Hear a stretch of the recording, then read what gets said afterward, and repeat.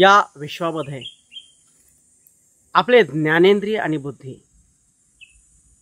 या विश्वातील अनेक व्यवहार पाहत असतात आणि अनेक गोष्टींचं निरीक्षण केल्यानंतर ज्ञानेंद्रियांनी त्या जाणल्याच्या नंतर आपली बुद्धी ज्याप्रमाणे प्रतिक्रिया देते त्याला प्रतिसाद देते।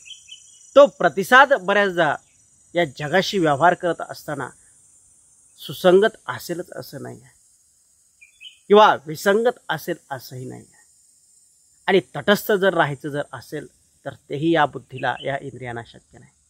मग अशा परिस्थितीमध्ये जगद्गुरु तुकोबाराय सांगतात, आणिक नका पडू गबाळांच्या भारी। हे गबाळ म्हणजे काय आहे? वेड्या वाकड्या गोष्टी आहेत त्यांना गबाळ म्हटलेलं नाही तुकोबांनी। ज्या तुम्हाला भ्रमित करून सोडणाऱ्या आहेत, ज्या गोष्टी तुम्हाला तुमच्या उच्च ध्येयापासून परावर्तित करणाऱ्या आहेत, तुमच्या जीवनाचा हेतू काय आहे, तुम्ही जीवनाच्या सर्वोच्च स्थानी जाणं, आदर्श जीवन जगणं, हे तुमचं ज्या पद्धतीनं ध्येय असेल त्या ध्येयापासून ज्या गोष्टी भ्रमित करत आहेत, मग तुमच्या देहाला, चित्ताला, बुद्धीला, वृत्तीला, इंद्रियांना भ्रमित करणाऱ्या गोष्टी ह्या सगळ्या झगमगाटीत असतात आणि अशा झगमगाटामध्ये जर जीवन जगायचं जर असेल तर तो झगमगाट तुमच्या बुद्धीचा ताबा घेतल्याशिवाय राहत नाही। तो बुद्धीचा ताबा जेव्हा हा झगमगाट अशा डुप्लिकेट गोष्टी घेतात तेव्हा तुकोबाराय सांगतात, त्यांनी ताबा घेतल्याच्या नंतर तुम्हाला बरं वाटतं।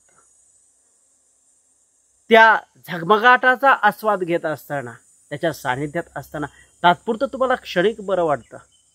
त्या आनंदाच्या भरामध्ये क्षणिक आनंदात तुम्ही कधी गुरफटून जाता ते लक्षात सुद्धा येत नाही, परंतु कालांतरानं होणारा जो काही परिणाम आहे, या झगमगाटात गुरफटल्याच्या नंतर तो जो झगमगाट आहे कधी कधी असणारं त्याचं अस्तित्व, दिसणारं अस्तित्व नष्ट होतं, असणारं अस्तित्व, त्याचं असणारं अस्तित्व तुमच्या समोर प्रकट होतं आणि मग वेळ निघून गेलेली असते।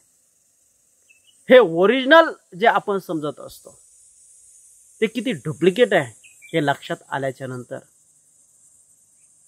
आयुष्य सरलेलं असतं।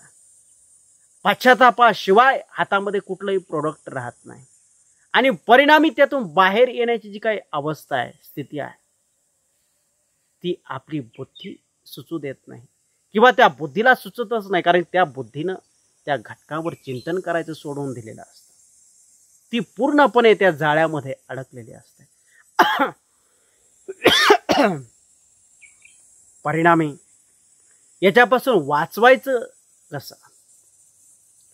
परिणामी आजपर्यंतचं गुरफटलेलं जीवन, ज्याप्रमाणे एखादं पाडस त्या पारद्याच्या जाळ्यामध्ये अडकावा, त्यानं जितका प्रयत्न करत जावा तितकं ते अधिकाधिक त्या जाळ्यामध्ये अडकत जातं आणि परिणामी त्याचा घात झाल्याशिवाय राहत नाही। म्हणून जगद्गुरु तुकोबाराय सांगतात, पुढे आहे थोरी ना गवा।